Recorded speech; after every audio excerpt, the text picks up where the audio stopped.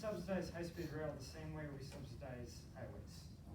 I am Ezra. I've had a lifelong interest in large-scale infrastructure, and over the last 3 months, I've done heavy research on the benefits and downfalls of the California high-speed rail project. You're paying for this infrastructure. Let's make it count. High-speed rail can better serve a commuter need and should be funded the same way as highways, as it has lower emissions, lower construction impacts, and provides better service. Which brings me to my first point, road emissions.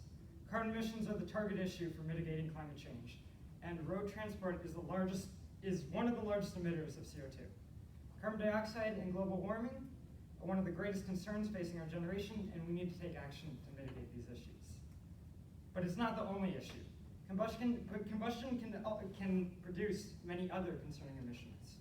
Some of these include particulates like soot that cause respiratory issues such as asthma, as well as nitrogen-containing compounds, which can cause acid rain and other issues. Roads are also a major source of noise in cities and can impact people as well as wildlife. Most car tires are made out of styrene, butadiene, rubber, which is a plastic. As tires wear, they release microplastics into the environment and our foods, and the impacts of this are still being studied. But the general consensus is it's not beneficial.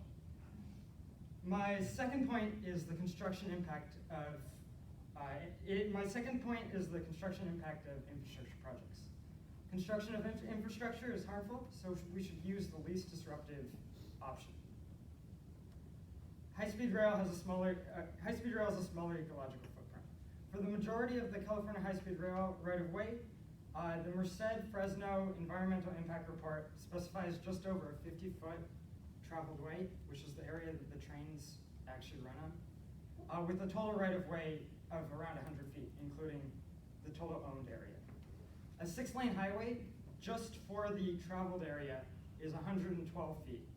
And in total, the right-of-way can be in excess of 200 feet. Wider easements mean more land disturbed during construction, higher costs, especially in mountainous areas. High-speed rail also has less ongoing maintenance.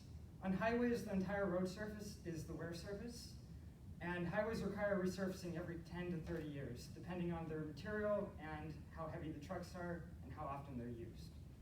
In rail systems, the rails themselves are the wear surface, a much smaller component.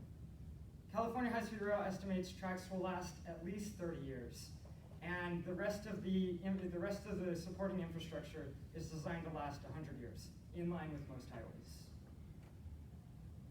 The construction of California high-speed rail even has the potential to have some beneficial environmental impacts. Many roadways were built without wildlife corridors, and those are now required. And so California high-speed rail will be forced to install wildlife corridors on adjacent roadways when they cross near them. My third point is California high-speed rail can serve the same duties as a highway. The metro areas of California lack enough affordable housing. California has a lot of undeveloped land, but there's not enough infrastructure to make use of it. There's a growing trend of supercommuters, which are people who commute from outside the metro area that they live in. This leads to traffic and emissions. High-speed rail is a viable use case for this scenario. High-speed rail can handle very high capacities. In their 2019 equivalent capacity analysis report, it's kind of a mouthful, the California High-Speed Rail Authority estimates a capacity of around 7,560 capacitors per hour in each direction. This capacity could be served by a 6 to 8 lane highway, but construction and maintenance costs for that option are significantly higher. In the same report, the authority found creating the same capacity using highways could more than double the cost of construction. High-speed rail is also faster. Its speed is competitive with aircraft travel. High-speed rail does not suffer from traffic during normal operating conditions because trains run on a set timetable and are controlled by a central control system. So passenger load does not affect the travel times. In some cases, high demand can even improve service as more trains are run. Ostensibly, the highway system was designed for military needs, but the military needs of the highway system are already served by the existing infrastructure. Despite this, we're still funding construction for the civilian need.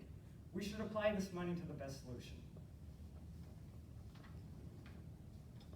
In conclusion, high-speed rail produces less emissions, has lower construction impacts, and provides better service to the average user. High-speed rail does a better job serving the capacity of a highway and should be subsidized accordingly. The main objections to high-speed rail is cost, despite it being the more economical option. We need to recognize this hypocrisy. I think Ellen Fisher, the armchair urbanist, sums it up pretty well. Here in the US, we spend tons of money on highways, but if a positive climate project like a train is over budget, there are 50 articles written